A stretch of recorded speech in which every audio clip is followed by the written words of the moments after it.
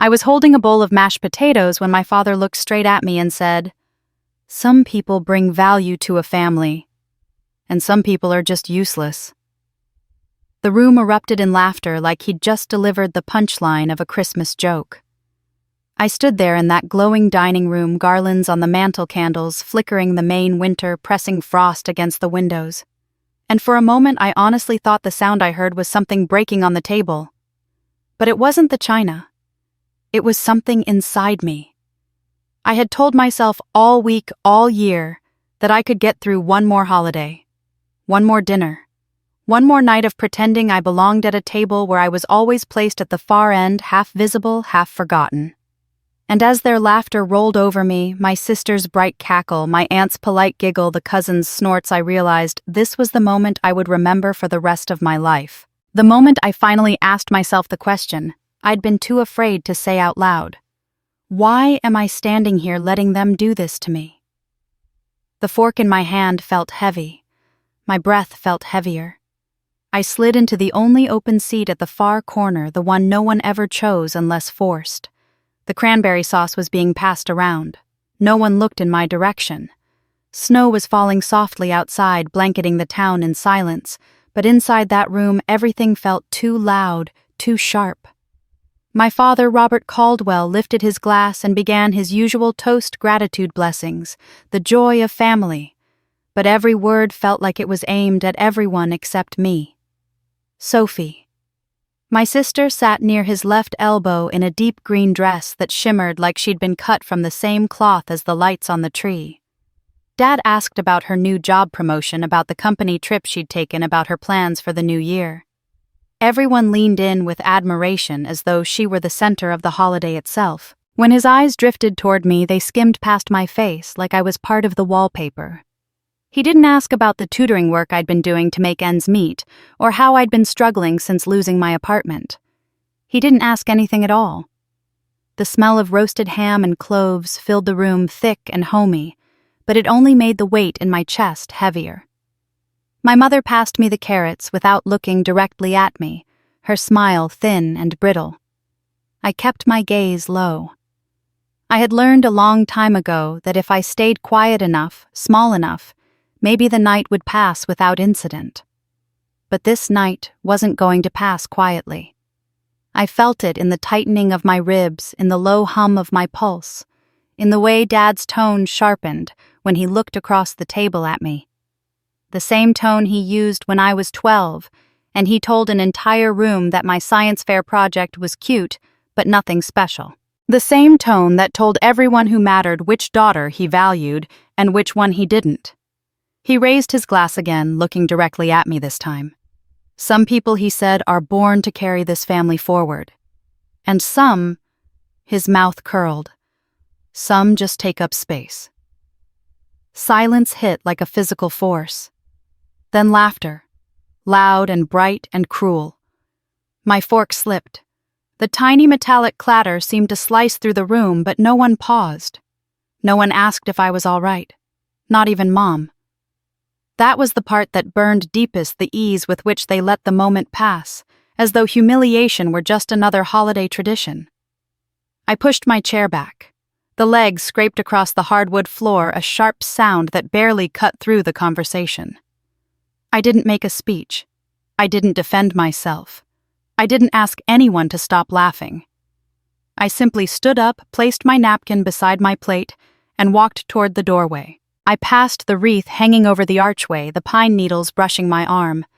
The hallway was dimmer, quieter, the air colder. When I opened the front door, winter rushed in, cold, clean, honest. I stepped into it like stepping out of a burning room. No coat, no gloves, no plan. Just my dignity fragile, but still mine. I walked to my car, snow settling on my hair, my breath turning into clouds in the night air. Behind me, the laughter spilled onto the porch, as though I were leaving a party I had no business attending. I started the car with shaking hands. The headlights illuminated the long driveway, the falling snow, the freedom I hadn't dared imagine. And then, as I pulled away from the house, my phone on the passenger seat lit up with the first call. Then another. Then another. I didn't answer. Not yet. All I knew was that I couldn't stay not one more minute at a table where I wasn't welcome, not one more holiday pretending the hurt didn't carve me open. I drove toward the highway, toward the dark, toward something, anything far from the life I had just walked away from. The farther I drove from my parents' house, the more the night opened around me like a road I had forgotten existed. The highway leaving Augusta stretched ahead in long, dark ribbons, empty except for the occasional semi whose headlights swept across my windshield like a warning. I kept both hands tight on the wheel, my breath shallow, my heart beating in my throat. I wasn't fleeing. Not exactly. But I was unhooking myself from something that had been draining me for years, and the weight of that choice pressed into my chest in waves. The snowfall thickened as I crossed the first long stretch of interstate. The world outside blurred into streaks of white and shadow, but inside the car the air felt brittle, tense, charged. My phone lit up again on the passenger seat. 6 missed calls now. Then 9. Then 11. Dad. Sophie. Unknown numbers I knew were relatives who had probably already been informed of Emma's dramatic Christmas walkout. I turned the phone face down. The glow irritated me like a finger tapping on a bruise. I tried to focus on the road, the hum of the engine, the rhythmic sweep of the wipers clearing away the falling snow, the soft crackle of the heater. But my mind kept returning to the moment at the table, the sound of their laughter bouncing around the room. It clung to me, echoing in ways that made my stomach twist. Around midnight, I reached the stretch of highway where the woods press in close to the shoulder. Tall pines stood like silent witnesses on either side, their branches bowing under the weight of the season's first heavy snow. I rolled the window down an inch just to feel the cold on my face. I needed something real to cut through the humiliation still pulsing beneath my skin. By the time I crossed into New Hampshire, exhaustion settled into my shoulders like sandbags. Every mile felt heavier than the last. I spotted a gas station glowing dimly off an exit and pulled in. The lot was nearly empty except for a pickup truck and a stray shopping cart half buried in snow. I stepped out into the chill air and gasped softly. The wind sliced at my cheeks like knives. The fluorescent lights flickered above me. Inside, the attendant barely looked up as I bought a bottle of water and a pack of crackers. I appreciated the anonymity. Nobody cared who I was. Nobody expected anything from me. No passive-aggressive questions. No comparisons to Sophie. No eyes flicking past me. Just a tired man behind a counter and the hum of a soda fridge. When I got back into the car, I stayed still for a long moment, hands gripping the steering wheel. My breath fogged the windshield. I felt suspended between two versions of myself, the one I had been molded into at home, quiet and apologetic, and the one who had stood up from that table without asking permission. I turned the key again and pulled onto the highway. Hours passed. I crossed into Vermont as the sky began to lighten, a pale gray bruising at the edges. I'd been driving north with no clear destination, but part of me remembered something June, my childhood friend, had moved to a small town called Mapleford years ago. I hadn't seen her in ages, but she'd always been the one person who listened without judgment. When we were teenagers, she used to sit with me during long summers and say, "One day you'll realize you weren't the broken one. They just never learned how to love you right." I hadn't believed her then. I wasn't sure I believed her now. But the thought of her warm laugh and the quiet steadiness she carried made my chest loosen just a little. I drove until the sun began to burn faint streaks of gold through the early morning clouds. The cold had settled deep into my bones, but the sky looked brighter than it had the day before. When I finally reached a small rest area overlooking a frozen lake, I pulled over and cut the engine. Silence wrapped around me like a blanket. The lake stretched wide and still, its surface shimmering with hints of blue and silver. Snow-covered pines lined the far bank. It didn't look anything like the place where I had spent years trying to earn a sliver of belonging. It looked like possibility. My phone buzzed again. I didn't want to look, but my thumb betrayed me. I unlocked the screen. 35 missed calls, a single text from Sophie at the bottom. "You made Dad look ridiculous. Come home and apologize." My breath hitched somewhere between a laugh and a sob. Apologize for what? for being humiliated in front of everyone, for refusing to smile through it. I set the phone down on the empty passenger seat and leaned back. The car windows fogged over as I exhaled. The truth slid through me slow and steady. If I turned back now, I would be surrendering the tiny sliver of self-respect I had finally claimed. So I sat there watching the early morning sunlight spill across the frozen lake, breathing in the kind of quiet I'd never allowed myself to feel. And for the first time in years, I didn't feel like space someone else was letting me borrow. I felt like space that was entirely my own. The sky had turned a soft, bruised lavender by the time I finally started the car again and pulled away from the frozen lake. My hands were steadier on the wheel now, though the exhaustion clung to me like a second skin. The farther I drove into Vermont, the more the landscape shifted. Rolling hills, snow-covered barns, narrow, two-lane roads winding between clusters of evergreens. It felt like crossing into a different life, one where the air didn't carry the weight of someone else's expectations. I drove without music, letting the quiet settle in. It wasn't the suffocating silence I knew from my parents' house, the kind that demanded you behave, that you stay small. This was a silence that made room for breathing, for choosing. Around mid-morning, I passed a small wooden sign at the edge of a sleepy town, Mapleford Welcome. I slowed.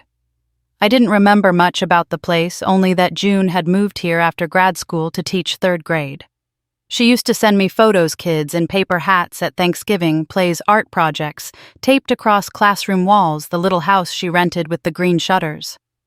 Her messages always sounded warm, steady, hopeful, in a way I could never quite imitate. Before I made a decision, my turn signal was already blinking. I followed the narrow road into town. Main Street looked like something out of an old snow globe scene, a bakery with steaming windows, a hardware store with faded lettering, a post office where someone had hung a crooked wreath on the door. People walked with slow, unhurried steps, bundled in thick coats and scarves. No one moved like they were escaping anything. No one was tense. For a moment, I let myself imagine blending into this place, disappearing into its simplicity. My phone buzzed again. I didn't look. Not yet. I kept driving until the road curved past a row of tall pines and a small cottage appeared on a hill. Just as I remembered from June's photos, cream siding, green shutters, a porch strung with soft yellow lights. My breath caught. I hadn't called her. She had no idea I was coming, but something inside me whispered that if there was ever a moment I needed someone who knew the version of me before all the damage it was now. I parked at the bottom of the short driveway. My legs were shaky as I climbed out, crunching through a thin layer of snow. For a second, I just stood there, hands trembling, heart hammering like it did before every painful holiday dinner. Old instincts. Old fear. But I forced myself up the steps and lifted my hand to knock. The door opened before I touched it. June stood there in a soft gray sweater, her hair pulled into a messy bun, eyes widening the moment she saw me. She didn't speak. She didn't ask why I was there or what had happened. She just reached forward and wrapped her arms around me, the kind of hug that didn't need permission. It undid me. My breath hitched against her shoulder. She held on tighter. When she finally pulled back, her voice was warm and in that familiar soft tone that used to put me back together when I was 16. "Come inside, Em," she said. "You look frozen." Inside, the cottage smelled like cinnamon and fresh coffee. A small heater hummed in the corner. The living room was cozy, cluttered in the way lived-in homes should be, books stacked on the coffee table, blankets draped across the couch, a pair of snow boots drying near the door. She led me to the kitchen table and set a steaming mug in front of me. I wrapped my hands around it, feeling the warmth seep into my fingers. "Do you want to tell me what happened?" she asked gently. I didn't know where to start. The words felt heavy, tangled, too swollen to speak. But June waited. No pressure, no rush, just presence. So I told her. Not all at once, not cleanly. The story came out in fractured sentences. The dinner table, the toast, the laughter, the way my father's voice cut through me like a blade I'd known all my life. I told her about walking out without a coat, about driving into the night, about the 35 missed calls that felt like chains I refused to put back on. June listened with a stillness that made it easier to breathe. When I finished, she didn't say she was sorry. She didn't tell me I should go back and reconcile. She simply said, "Emma, you deserve more than what they've given you." The truth of it landed so deeply I had to close my eyes. She moved around the kitchen, quietly making something warm on the stove. I stared at the soft glow of the overhead light, feeling a kind of safety I hadn't felt in years. "Stay here," she said when she set a bowl of soup in front of me. "For as long as you need, there's space. And you're not alone." Those words cracked something open inside me, not in a painful way, but in the way a door cracks open to let in sunlight. After we ate, she showed me the guest room upstairs. The quilt on the bed was thick and handmade, the kind of thing someone stitched with care. I touched the fabric with the tips of my fingers. I didn't realize I was crying until a tear fell onto the blanket. June placed a hand on my shoulder. "Rest," she whispered. "Everything else can wait." I lay down fully clothed, sinking into the mattress like it was catching me. The room was quiet except for the soft hum of the heater, the steady beat of my heart slowly evening out.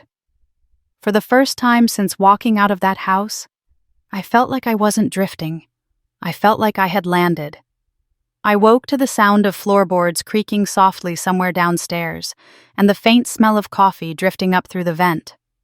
For a moment, I didn't know where I was. The ceiling above me wasn't the pale blue of my childhood bedroom, or the bland white of the apartment I lost last spring. It was cream-colored, slanted slightly, the kind of ceiling old cottages had when nothing was built perfectly, but everything was built honestly. Then the memories returned in a slow, steady wave, my father's voice, the laughter, the long drive through the dark, and June's arms around me when I showed up on her porch like someone who had run out of places to hide. I pushed myself up and wrapped one of June's oversized cardigans around me before heading downstairs. June was standing at the stove stirring something in a small pot. She glanced over her shoulder and smiled the moment she saw me. "Morning," she said gently. "You hungry?" "A little." I admitted, though, my appetite felt uncertain, like it was still waking up. She set a bowl on the table, oatmeal with cinnamon and apples. Simple but comforting. I sat and let the warmth in the bowl sink into my palms. The kitchen was filled with soft morning light, making everything feel gentler than the night before. June poured herself coffee and sat across from me. For a few minutes we ate in silence. Not awkwardness, just ease. "What's your plan today?" she finally asked, folding her hands loosely on the table. I stared at the oatmeal, stirring at once with my spoon. "I don't know yet," I said. "I guess I should check my email. Maybe look for freelance work. I could help around the house. Or, I don't know. Just try to figure out what comes next." June nodded, her expression thoughtful, but never pressing. "Start with one step," she said softly. "One small thing. The rest will come." Her voice had that teacher calmness in it, the kind that soothed even grown-up fears. I felt something inside me relax. After breakfast, she told me I could borrow a coat and boots. Mine were too thin for the Vermont winter. I protested, but she simply pushed them toward me with that gentle stubbornness I remembered so well. We stepped outside together. The crisp air flooded my lungs, sharp enough to wake every nerve. Her yard stretched out toward a line of tall pines dusted with snow. Everything felt still, as if the world were holding its breath. "Oh," June said suddenly, "I forgot to tell you I called a friend this morning. Lawson. He runs a woodcraft studio near the library. He's looking for a part-time helper. It's nothing glamorous, but it's steady, and I thought it might be good for you." I blinked at her. "June, you didn't have to do that." "Yes, I did," she said, adjusting her scarf. "I know how your mind works. If you're idle too long, you'll talk yourself into believing whatever your father said last night. And I'm not letting that happen." Her words stung in the gentlest way. I didn't argue. She led me toward the shed behind her house. The cold metal latch clicked when she opened it, and a wash of paint pine and old paper drifted toward us. Inside, shelves were lined with neatly labeled boxes, brushes, craft supplies, tools. A small workbench stood in the corner, cluttered with half-finished picture frames and jars of nails. "You can use this space whenever you want," she said, flipping on the light. "Warm up here before you visit Lawson. Just see how it feels." She stepped back, giving me room without disappearing completely. I walked to the workbench and rested my hand on the smooth, worn surface. There was something grounding in its solid wood under my palm, a texture that didn't ask anything of me. June left me there for a few minutes. I listened to the quiet. It wasn't the weaponized silence of my parents' house where each pause carried judgment. This silence had space in it, room to breathe. As I looked around the shed, my eyes caught on a small stack of scrapwood, old, uneven, knotted in places. Imperfect, but interesting. I picked up a piece and traced the grain with my fingertip. Something about it reminded me of people who survived things they shouldn't have. Broken but still carrying a story. Outside, a car engine rumbled up the driveway. Tires crunched over snow. I stepped out of the shed expecting a delivery truck. But when the door opened and I saw the familiar posture of the woman stepping out, my stomach dropped. My mother. She looked smaller somehow in her long winter coat, her breath visible in the cold air. When she turned and saw me, she froze. For a second, the years between us collapsed into a single trembling breath. She lifted a hand in a hesitant wave. "Emma," she said, her voice cracking on the second syllable. I didn't know if it was from the cold, or from everything she hadn't said in decades. I took a few steps toward her, but didn't close the distance. Snowflakes drifted between us like quiet reminders of all the things we had never resolved. "What are you doing here?" I asked, my voice steadier than I felt. She swallowed hard. "I needed to see you," she whispered. "You left so quickly. Your father is upset, but that's not why I came. She broke off, breath trembling. "I need to understand what happened." For a moment, neither of us moved. Then June appeared on the porch, her posture shifting into a quiet, protective stance the moment she saw who was standing in the driveway. She didn't say anything, just waited, watching ready. My mother glanced toward her, then back at me. Her eyes looked fragile, conflicted, almost frightened. "Can we talk?" she asked. And with the snow falling around us and the shed door still open behind me, I realized that running away from the table last night had been the easy part. Facing what came after would take something else entirely. I barely felt the cold as I led my mother inside June's cottage. My pulse thudded in my ears, each beat reminding me that this was the last person I expected to see standing in a snowy Vermont driveway. She stepped across the threshold like someone entering a church she wasn't sure she belonged in. June closed the door gently behind us, her protective calm filling the room like an invisible shield. My mother stood there, taking in the kitchen, the kettle on the stove, the soft light over the sink, my half-eaten breakfast bowl. She looked out of place like a porcelain figure dropped into a world built out of wood and warmth.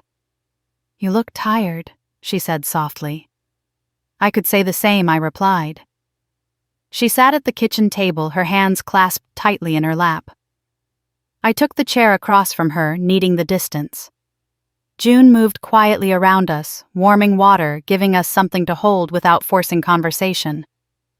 When she finally stepped back toward the living room to give us space, my mother's shoulders slumped with a weary exhale. "Your sister is telling everyone you overreacted," she said, "that you embarrassed the family." I laughed, short and bitter. "Of course she is."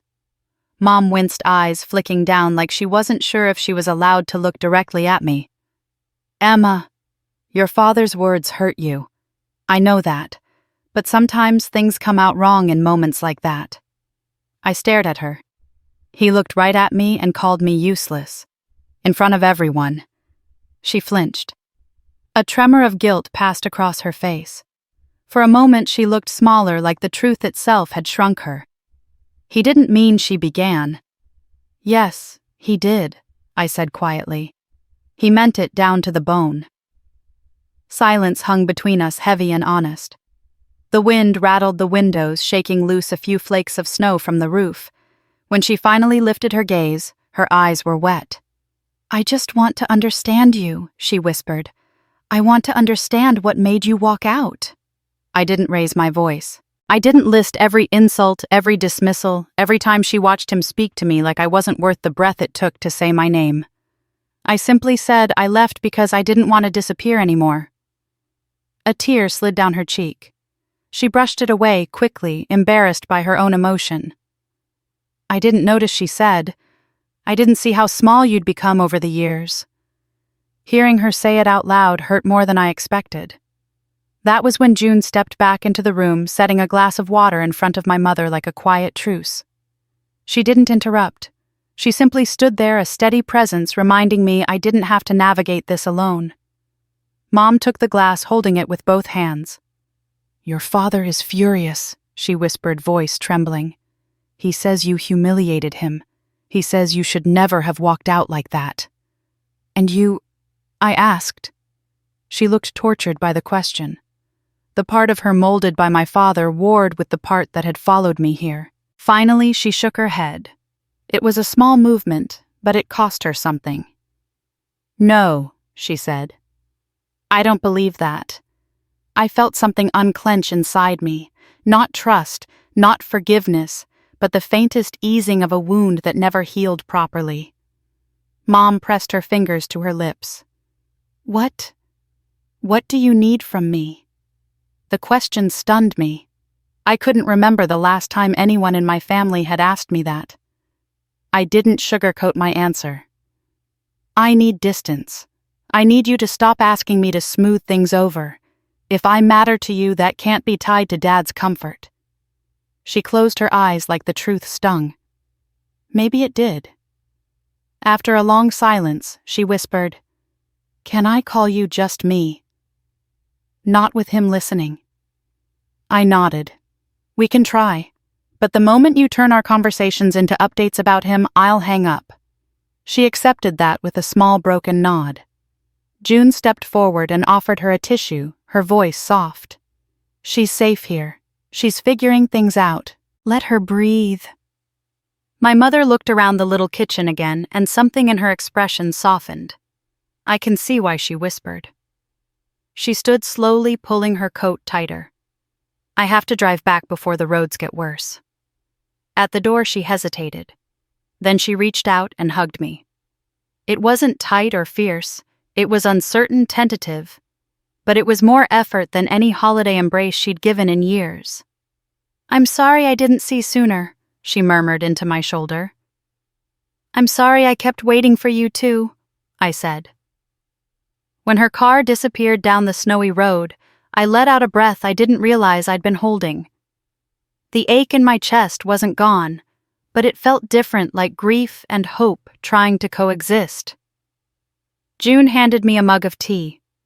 "You handled that with more grace than most people could," she said. I shook my head. "It didn't feel graceful. It felt honest," she replied. I sank into the kitchen chair, letting the warmth from the mug seep into my hands. My life wasn't fixed. My family wasn't healed.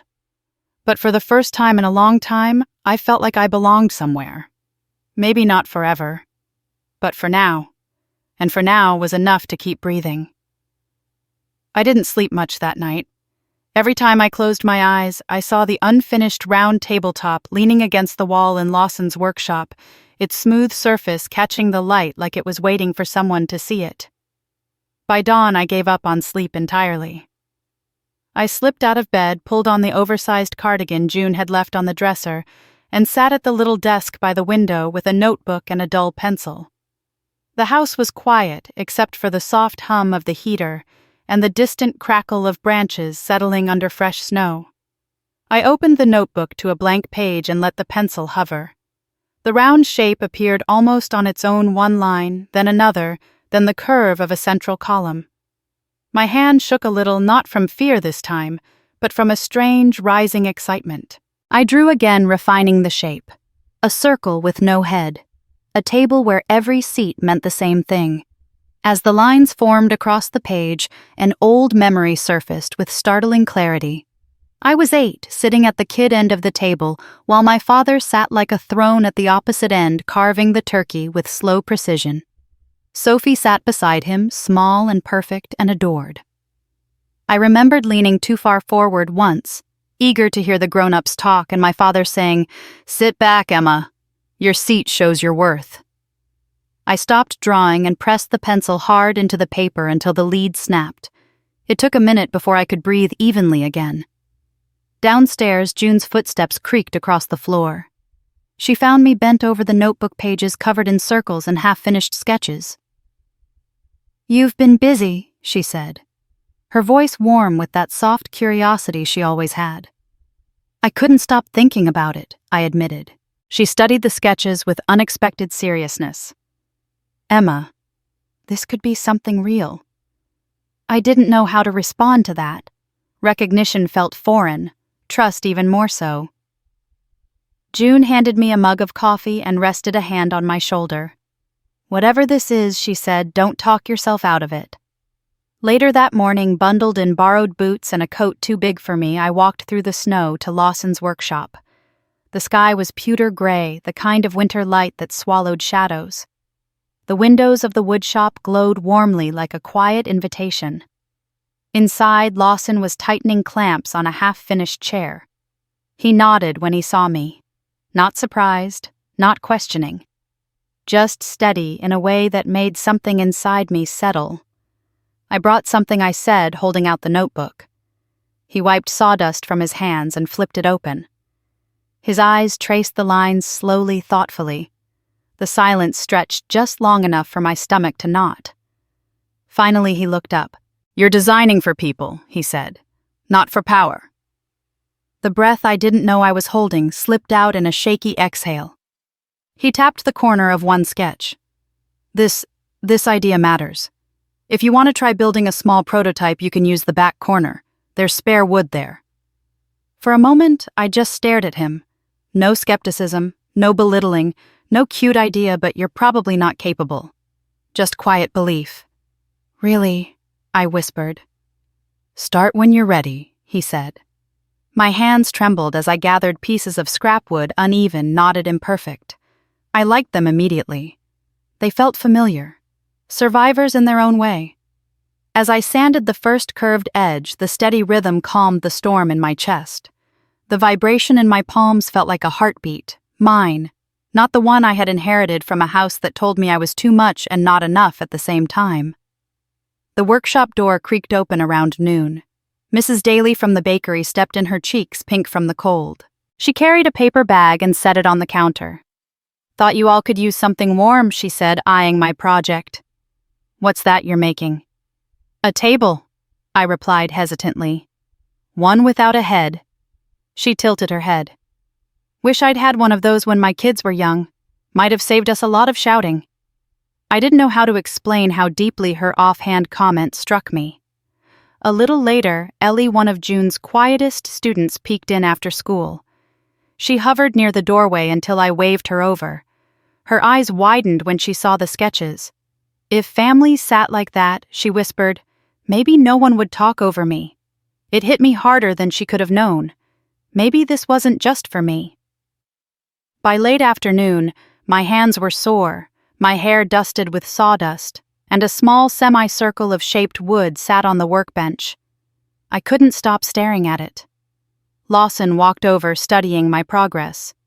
"You're not forcing the wood," he said quietly. "You're listening to it?" Most people don't. Warmth bloomed slowly in my chest. Pride, not the kind I had to earn with perfection, but the kind that grows from simply doing something honest. When I finally walked back to June's cottage, the sky was already dimming into early evening. Snowflakes drifted lazily through the air. I carried the small pieces of wood in my hands, not wanting to leave them behind. June opened the door before I could knock. "How was it?" she asked. I held up the curved pieces, unable to hide my smile. It felt like I touched a life I might actually want. June's expression softened. "Then keep going." I sat at the kitchen table that night, running my fingers along the pieces of wood, imagining the full circle they would someday become. And for the first time in my life, the future didn't feel like a punishment. It felt like a beginning. The morning after my first real day at Lawson's workshop felt lighter than it should have. I woke with a soft ache in my arms, the kind that comes from working with your hands instead of bracing yourself against someone's words. Downstairs, June was already humming to herself, the kitchen warm with the smell of toasted bread and black coffee. For a moment, I stood on the stairs just listening, letting the steadiness of her presence settle inside me like a forgotten language I was relearning. Over breakfast, she asked if I was going back to the shop. I nodded, trying to hide the flicker of excitement that rose in my chest. "Good," she said. "Use your hands. It'll keep your mind from running circles." She kissed the top of my head like she used to when we were kids, then shooed me out the door with a thermos of tea. The air was sharp enough to sting my cheeks as I walked down Mapleford's quiet streets. Smoke curled from chimneys. Snow clung to roofs and fence posts. Everything felt clean in a way my life had never been. When I reached the workshop, warm light spilled through the windows and the hum of a sander rumbled faintly under the door. Lawson looked up from his bench when I entered.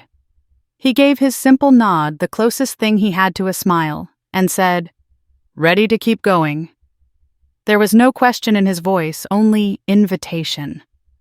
I pulled on the apron he'd set out for me and moved toward my little corner of the workshop like it was waiting for me, too. I worked quietly for a while, fitting the small pieces together, shaving a little more from one curve, smoothing another. The wood felt different under my hands today, more familiar, less intimidating. Each stroke of the sander steadied me.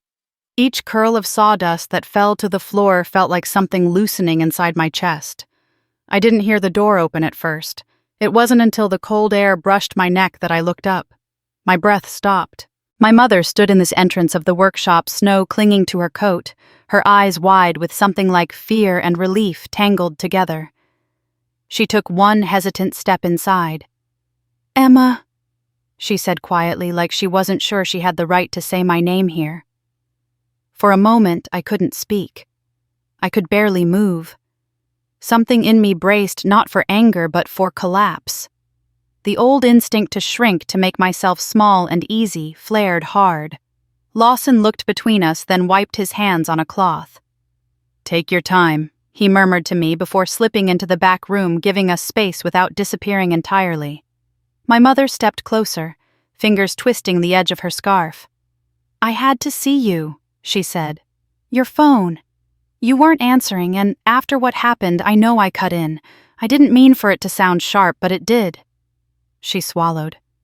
"I just needed to make sure you were safe." I set the sander down carefully. "I'm safe." Her eyes moved across the workshop, lingering on the tools, the wood, the small pieces of the prototype arranged on my table. "You're working," she whispered, almost surprised. "You look different." I didn't respond. I didn't know how. She took another breath that trembled on the way in. "Your sister is telling everyone that you ruined Christmas, that you made your father look foolish, that you embarrassed us." She looked away.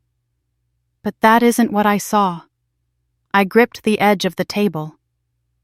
"What did you see?" My mother hesitated. Her voice wavered as she said, "I saw a daughter who has been overlooked for too long. I saw a father who doesn't know how to love her. And I saw myself," she whispered, sitting there doing nothing. The truth of it cracked through me like a fault line. For a moment, neither of us moved. Then she pressed her hands together tightly as if holding something fragile. "I'm not here to defend him," she said. "I'm here because I need you to know that I'm trying, that I want to do better, that I want to understand you, not the version he talks about. You." My voice came out small. "What do you want from me?" "Nothing," she said softly. "Just the chance to talk to you without him in the room." I stared at her. My mother, who had stayed silent for decades, who flinched at every shift in my father's tone, who let me shrink so Sophie could shine, she was standing in a woodshop in a town she'd never visited, asking for a second chance. "I don't know if I can trust that yet," I admitted. She nodded quickly, tears filling her eyes. I don't expect you to. I didn't want to lose you because I was too afraid to face the truth. The workshop was silent, except for the soft ticking of the heater and the distant hum of Lawson's saw. My mother wiped her eyes with the back of her glove and stepped toward the door. I should go, she murmured. Please call me when you're ready, even if it's weeks from now. She stepped outside into the snow, her breath fogging the air. For a moment she looked like she wanted to turn back, but she didn't. She walked slowly to her car, each step heavy with years she couldn't undo. When her taillights disappeared down the street, I let out a shaky breath and sank onto Lawson's stool. My hands trembled. My heart felt bruised and swollen, but not broken. Lawson returned quietly, holding 2 mugs of tea. He set one beside me. Mothers and daughters, he said gently. Hardest repairs of all. I let out a faint, tired laugh. But as I lifted the mug to my lips, something warm settled in my chest. Not forgiveness, not closure, but room. Room I had never been allowed to take before. And for the first time in my life, my mother had stepped toward me, not away. The morning after my mother's unexpected visit felt strangely hollow, as if her presence had stirred up dust in corners of my heart I'd spent years pretending weren't there. I wrapped June's coat tighter around me as I walked toward Lawson's workshop, snow crunching under my boots in a crisp rhythm that kept me moving even when my thoughts kept circling back to the look on my mother's face. Guilt. Sadness. Something like awakening. I didn't know what to do with any of it. When I pushed open the workshop door, warm air and the familiar scent of pine swept over me. Lawson was already at his bench, tightening a clamp with steady hands. "You're here early," he noted without looking up. "I needed something to do," I said, pulling on my apron. He nodded once, like that answer made perfect sense. "Good. Today you start building." I blinked. "Building what?" He tilted his head toward the cleared space in the back corner. "Your table. Or at least the first small version. You can't keep sketching forever." For a moment the air caught in my throat. The notebook with my drawings felt suddenly heavy in my bag. I walked toward the corner where Lawson had organized scrapwood into neat stacks, maple, pine, oak, each with its own imperfections. "This is for me," I whispered. "You need a place to begin," he replied simply. I touched the wood with trembling fingertips. Beginning felt terrifying, but not beginning felt worse. I selected a few pieces, ones with knots and uneven edges, the kind most people would reject. They reminded me of people who weren't given the best seat at the table. People like me. I began shaping the first curve, the vibration of the sander humming up my arms, grounding me. For a while, all I could hear was the tool's steady buzz and the soft crackle of the heater. My mind, usually so loud, quieted. That piece lasted until the shop door swung open. "Brought you both something warm, Mrs." Daly called, a gust of cold air swirling in with her. She set a bag of fresh scones on the front counter before peering toward my corner. "What's this you're working on, dear?" "A table," I said softly. "Round. No head." She smiled with a kind of wistful sadness. "If only I'd had one of those when my kids were little. Might have changed a few things. Families can be complicated." The understatement made something tighten in my throat. A little while later, Ellie wandered in after school, her backpack slung low over her shoulders. She hovered near the doorway. I waved her over, and her eyes widened when she saw the curved pieces on my workbench. "It's beautiful," she said, touching one piece gently. "If families sat like this, maybe my mom would actually hear me." Her words pierced deeply. All I could manage was, "I hope so." When she left, I worked faster, the idea gaining weight inside me, not just an idea for myself, but for people who needed something different than what they grew up with. Near midday, Lawson walked over and studied the pieces I'd shaped. "You're listening to the wood," he said, "not forcing it. That's good." I hadn't realized how tightly I'd been gripping the sander until he said that. I loosened my hold. The next pass came smoother, but an hour later, while drilling one of the prototype legs, the bit slipped. A sharp crack split the air. The piece snapped near the base. My stomach plummeted. I ruined it, I muttered. Lawson walked over slowly, picked up the broken piece, and examined it. No. You learned something. Cracks tell you where the strength is and where it isn't. He handed it back. Try again.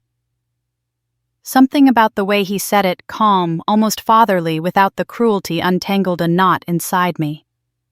I chose a new piece of wood. This time I drilled more carefully, letting the tool guide itself, instead of wrestling with it. When the bit slid cleanly through the base, I exhaled. By late afternoon, the small circular shape had begun to take form, a rough outline of the table I'd envisioned. I placed my hand on the curve, feeling the grain under my palm. It felt like touching possibility. June walked into the workshop just as I was cleaning up. Her cheeks were flushed from the cold, her eyes bright. "Oh my gosh," she whispered when she saw the prototype. "Emma, this is incredible." I shrugged, suddenly embarrassed. "It's not done." "It doesn't have to be," she said. "It already looks like something that belongs here." Before I could answer, Lawson cleared his throat. "Winter Open Studio is next week," he said. "People will be coming through. You should show this."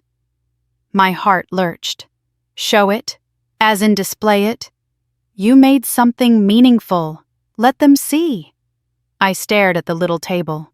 My hands still shook from the work, but not from fear. "Not really. I don't know if I can," I whispered. "You don't have to speak," June said softly. "Just let it be seen." I swallowed hard. The thought of strangers judging something that came from the most exposed part of me felt terrifying, but running from it felt worse. As evening fell, I carried the small prototype home in my arms, snowflakes settling on the unfinished wood.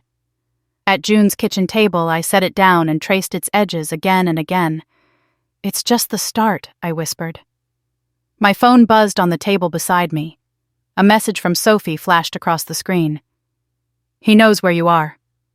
The words struck like ice. And suddenly, next week's open studio wasn't the only thing I'd be facing. I didn't move at first. The message sat on my screen like a weight I wasn't ready to lift. "He knows where you are." My breath fogged faintly in June's kitchen, even though the room was warm.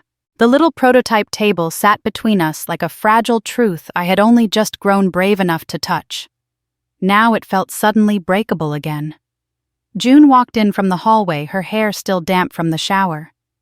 "You okay?" she asked, but her voice softened when she saw my face. "Emma, what happened?" I turned the phone so she could read the message. Her eyes hardened almost instantly.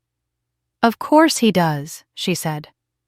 "People like your dad always think they're entitled to know everything." I swallowed. "I thought maybe he wouldn't push this far." "You thought he'd give you space," she corrected. "But he never gave you that before. Why would he start now?" I didn't have an answer. All I had was a slow, creeping dread beginning to coil low in my stomach. The next morning I arrived at the workshop before either of them. I needed noise, something loud enough to drown out the part of my mind that kept picturing headlights in a snowy driveway, or a sudden knock at June's door. Lawson arrived 20 minutes later, stamping snow from his boots, and froze when he saw the look on my face. "What happened?" I handed him the phone. He read the message once, then a second time more slowly. "Does he know where this shop is?" he asked. "I don't know," I said. "But my sister knew I worked here. If she told him..." He let out a slow exhale, then locked the workshop door behind him. "We'll keep it locked today," he said. "If anyone knocks, I'll answer. You're safe here." The certainty in his voice steadied something inside me. We spent hours preparing pieces for the open studio. A dozen side tables, small ornaments shelves, and my little prototype, which Lawson had placed carefully on a display table as if it were a finished piece. Every time I looked at it, emotion flickered through me: fear, pride, uncertainty, hope. Just before lunch, a soft knock came at the door. My whole body tensed. Lawson held up a hand, signaling me to stay put, then opened the door only a few inches. My mother stood outside. The shock nearly dropped me. She looked exhausted, cheeks flushed from the cold scarf pulled unevenly around her neck, her breath forming unsteady clouds in the air. "Emma," she said, seeing me over Lawson's shoulder. "Please. May I come in?" Lawson stepped aside slowly, watching her with a cautious, almost protective expression. She entered the warm workshop and closed the door gently behind her. For a moment, the only sound was the distant hum of the heater. She walked up to the small prototype table and touched the curved edge with trembling fingers. "You made this," she whispered. "I saw the pictures June posted." I blinked. June posted pictures. June must have done it while I was distracted the night before. My mother turned toward me. "It's beautiful. And your father, he doesn't know what to do with that. With you being seen." "Is he coming?" I asked. She hesitated too long. "Yes," she finally said. "He's angry. Not just about Christmas. About the video. The one someone posted from the community center." I felt the blood drain from my face. "What video? You standing beside the prototype, talking about the kind of table you needed growing up?" Her eyes glistened. "He's furious because people recognized him in what you said." "So he's coming to intimidate her," Lawson said quietly. My mother didn't deny it. She looked at me, and for the first time in years, I saw not the polished, polite woman who spent her life smoothing over his temper, but someone frightened. "I came to warn you," she whispered. "He wants to bring you home so he can control the story." I felt myself step backward, my hand brushing against the prototype table for balance. My mother reached out instinctively. "I didn't know how much you were hurting," she said. "I didn't see it. I'm so sorry, Emma." The apology knocked the breath out of me. Years of wanting those words rose up in a rush I wasn't ready for.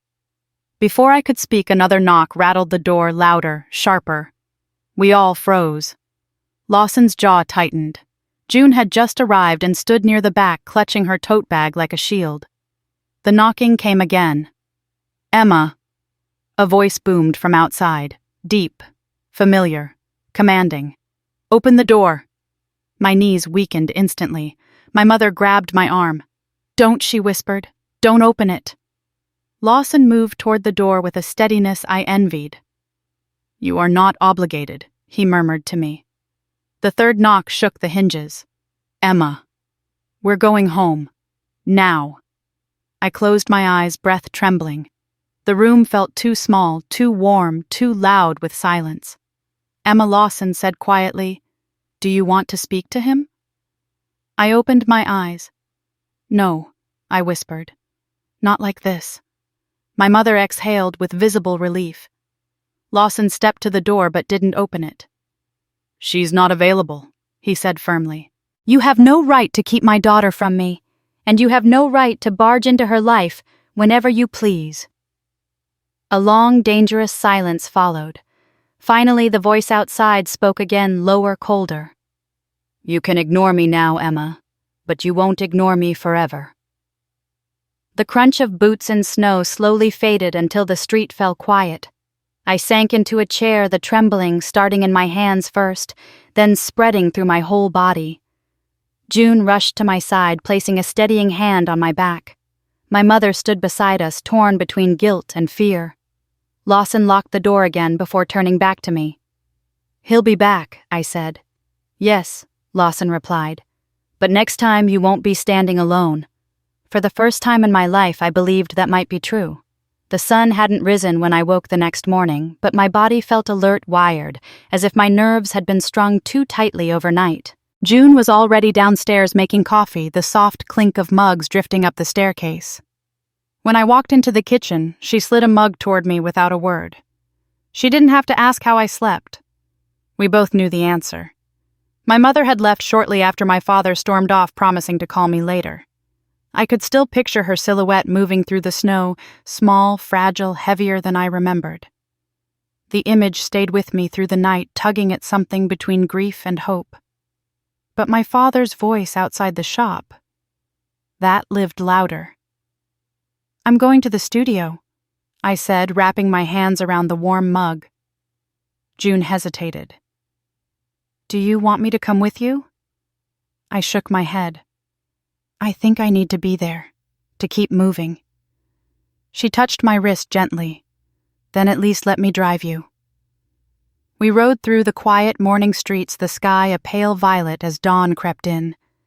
Snow dusted the sidewalks, softening the edges of everything. When we reached Lawson's workshop, warm light glowed through the windows. He was inside, already sweeping sawdust from the floor. He looked up sharply when I entered. "You came," he said with a tone that was both surprised and relieved. "I don't want fear to be the first decision I make today." He nodded once, approving. "Then let's get to it." I slipped into my apron and approached the prototype table. Even unfinished, it felt like the most honest thing I had ever made. I traced the smooth curve of the top, remembering the way people had touched it during preparation week, curious, thoughtful, like they were touching an idea rather than wood. "We're still doing the open studio," I said suddenly. Lawson paused mid-motion. "You sure?" "Yes." My voice wavered only slightly. "If I back out because of him, then everything I'm building is already ruined." Lawson's expression softened. "Then we'll make it your strongest night yet." We spent the next few hours shaping the remaining legs, smoothing the underside of the tabletop, adjusting the chair pins so they locked more cleanly. The work soothed something inside me, grounding me in the present. By midday, the workshop filled with the warm smell of sawdust and heated pine. At one point, the door creaked open, and Ellie stepped inside her backpack slung over one shoulder. Her eyes flicked nervously between us. "Is it safe?" she asked. Lawson stepped forward. "If you're here, you're safe." Ellie exhaled, then drifted toward me. "I saw something online," she murmured. "A clip of you talking about the table. People were sharing it." My stomach clenched. "It's online." She nodded. "A lot of people in town have seen it already. Some said it made them cry." My hands trembled faintly. I wasn't sure if it was fear or something else. "Did my dad see it?" I asked. Ellie bit her lip. "If it's on Facebook, then yes. Probably." That explained everything. His anger, his urgency, his need to rewrite the story before anyone else could understand it. June arrived a little later with lunch, her presence steadying the room. We all sat together, me, June, Lawson. Ellie around the little prototype, using it as a makeshift dining table. Ellie swung her feet, adjusting her seat height. "It really does make a difference," she said. "I feel the same as everyone else." My throat tightened unexpectedly. That was the point. That had always been the point. After Ellie left for the afternoon session at school, Lawson folded his arms and studied me. "You should speak tonight," he said. "Just a little." I shook my head quickly. "I don't want it to look like I'm putting on a show for him." "This has nothing to do with him," Lawson replied. "This is for the people who show up because they see something in your work." June leaned forward. "You don't have to give a speech. Just share why you made it. Your truth. Not the one he controls. The truth. The real one. The kind he spent years burying in guilt and politeness." I swallowed hard. "Maybe. You will know when the moment comes," June said softly. The afternoon passed quietly. I polished the tabletop, watching the grain glow warmer under the shop lights. Each sweep of the cloth steadied my breath. My father's voice faded to the edges of my mind. My mother's apology settled deeper. And the thought of standing in front of strangers, not as the overlooked daughter at the end of the table, but as someone who built something with intention, began to feel less impossible. As dusk approached, we set up the workshop for the event. Warm lights, fresh cider, a small sign that read "Common Circle," a new way to gather. My hands shook as I placed it next to the prototype. People began arriving even before the official start time: neighbors, teachers, local artists, curious families. Some touched the table's surface with reverence. Others tested the chairs, smiling at the adjustable height. Conversations bloomed. I stood near the back, watching everything quietly, unseen for once, not in a painful way, but by choice. Soon the room was full, and in the sea of faces I did not see my father. June touched my arm. "Are you ready?" she asked. I took a slow breath. "Yes," I said. "I think I am." And for the first time in my life, I felt the words were true. The room was warm with chatter and the soft hum of winter coats being shrugged off. But underneath it all, there was a lingering edge of anticipation, as if everyone sensed that something was about to shift in a way none of us fully understood. I stood near the back wall, my fingers woven together so tightly they ached, watching neighbors and strangers run their hands along the curve of the table I had dreamed into existence. The common circle prototype glowed beneath the workshop lights like it belonged to this place long before I arrived. Ruth moved through the room with the quiet ease she always carried, offering cider and explaining details of the build to anyone who asked. June stayed near the front door, talking to a group of parents from her school. Every few minutes she glanced toward me, checking without drawing attention. Her presence kept my breath steady. Then the bell above the door chimed. I felt it before I saw him. The shift of the room, the hush that slid across the space like a slow-moving shadow.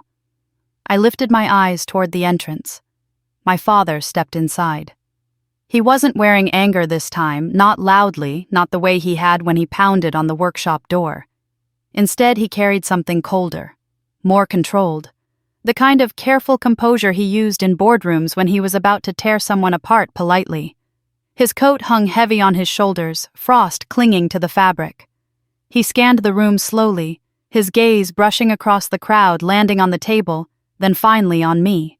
Something inside me tightened, but I did not drop my gaze. He began walking toward me, and the circle of people parted instinctively, the same way they would for a person who believed the world owed him space. He stopped an arm's length away. "Emma," he said, voice smooth as polished marble.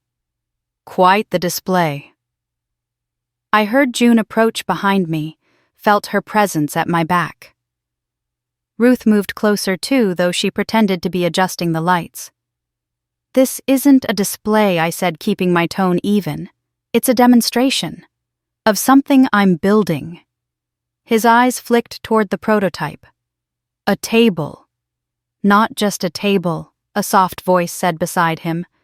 It was the older woman from the bakery, a stranger to my father, though he looked at her as if she had interrupted a private conversation. She stepped forward and touched the curved surface gently. "This is a place where everyone sits eye to eye," she said, "where no one gets to tower over the rest." My father's expression tightened. "I came to talk to you privately," he said to me, ignoring her. "We need to resolve this mess before it spreads further." Mess. He meant me. My voice. The truth that had escaped the confines of his narrative. "There's nothing to resolve," I said. "You've embarrassed our family, Emma." "No," I replied. "I told the truth. You embarrassed yourself." Whispers rippled through the room, not mocking, not cruel, but supportive grounding. My father straightened, surprise flickering in his eyes before he smoothed it over. "You're being manipulated," he said. "These people—" He gestured vaguely around the room. "They don't know you. They're filling your head with ideas." Ruth stepped forward now, her voice firm but calm. She filled her own head with ideas. She built this with her own hands. He turned to her sharply. "And you are the person who gave her space to breathe," she answered without flinching. "Something you didn't." A tremor of emotion moved through me so quickly I almost missed a breath. My father looked back at me, eyes narrowing. "Come home, Emma. Enough of this rebellion." Every muscle in my body tensed at the word rebellion. I thought of every night he had dismissed me, every moment he had praised Sophie while asking what I'd done lately. Every month I'd convinced myself it wasn't worth speaking up because it would only make things worse. For a moment, the old instinct to shrink, to nod, to smooth it over threatened to return. But then I looked down at the table. The grain, the shape, the curve I had carved. The seat Ellie had adjusted and called equal. This was not rebellion. This was reclamation. "I'm not going with you," I said. My voice didn't rise, but it didn't shake either. "Not tonight, not tomorrow, not ever if it means living small enough to fit your expectations." He inhaled sharply as if I'd slapped him.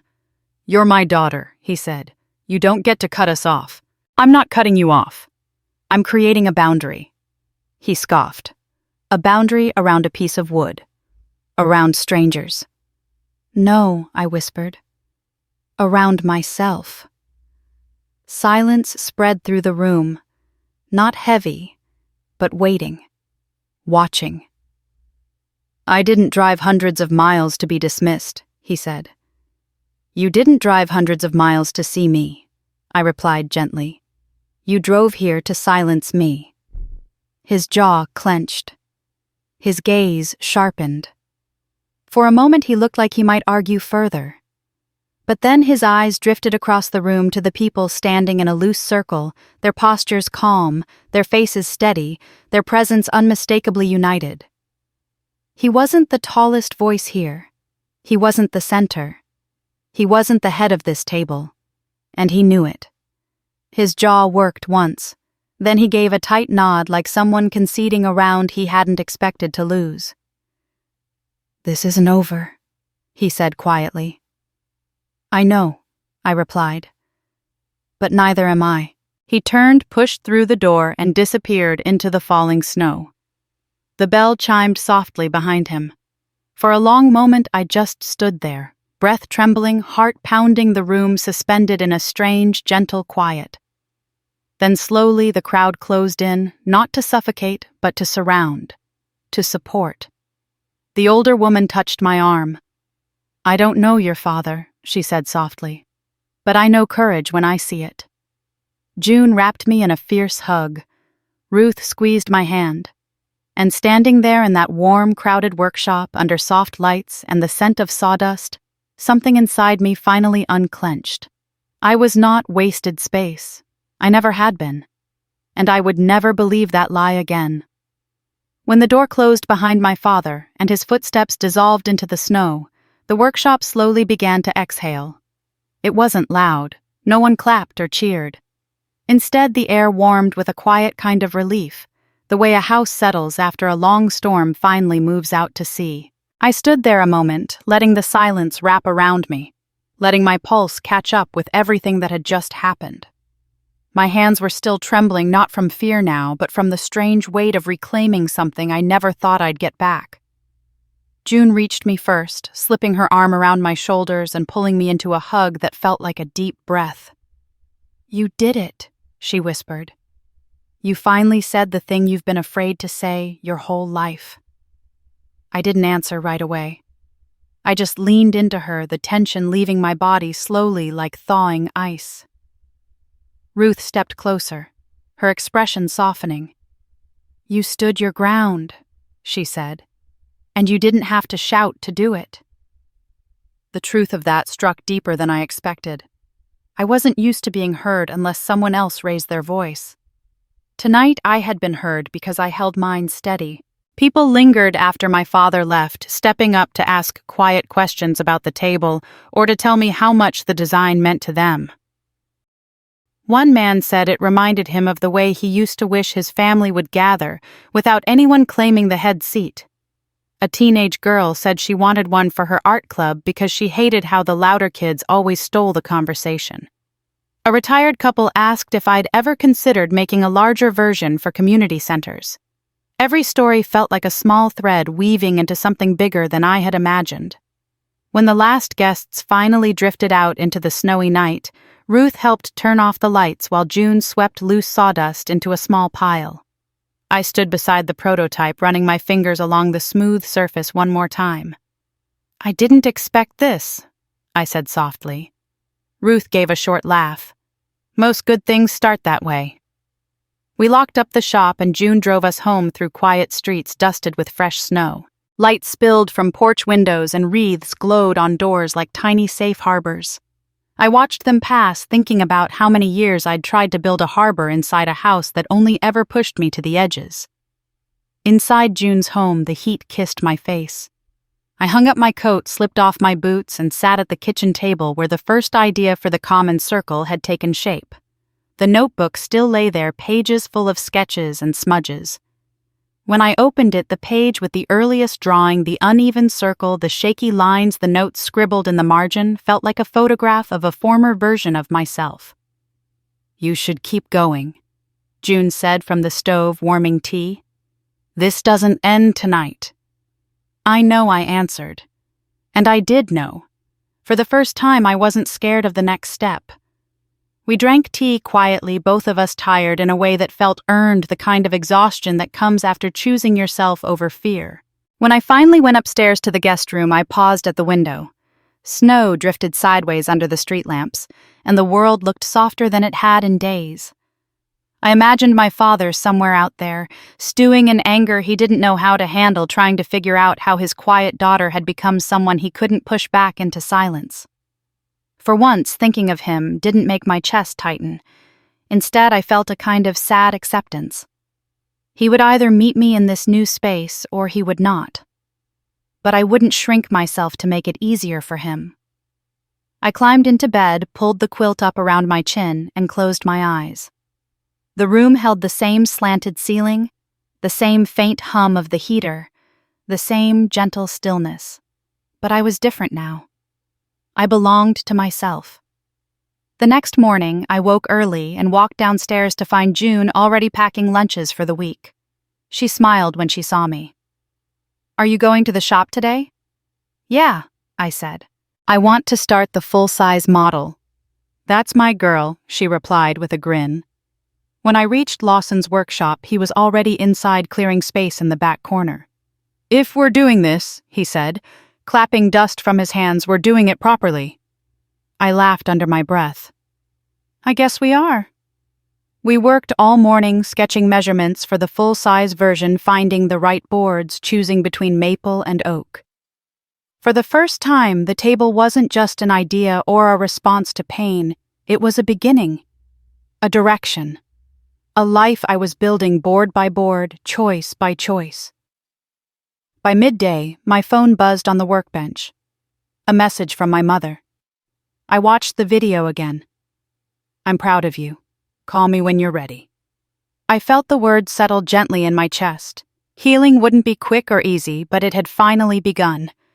I turned back to the wood, picked up a pencil, and marked the first line of the new tabletop. As I carved into the surface, I felt steady, rooted alive. If my father ever chose to sit at this table, it would be because he accepted what the design demanded: equality, humility, presence. And if he never did, the seat would simply remain open for someone who needed it more. Before leaving that afternoon, I stepped back and looked at the space we'd cleared. The future lived somewhere in that corner, unfinished, imperfect, full of possibility. And so was I. If you've ever walked away from a table where you weren't respected, tell me in the comments what you found or hope to find when you finally chose dignity. If this story touched you, I'd love for you to like the video, subscribe, and stay with us for the next story. You belong here.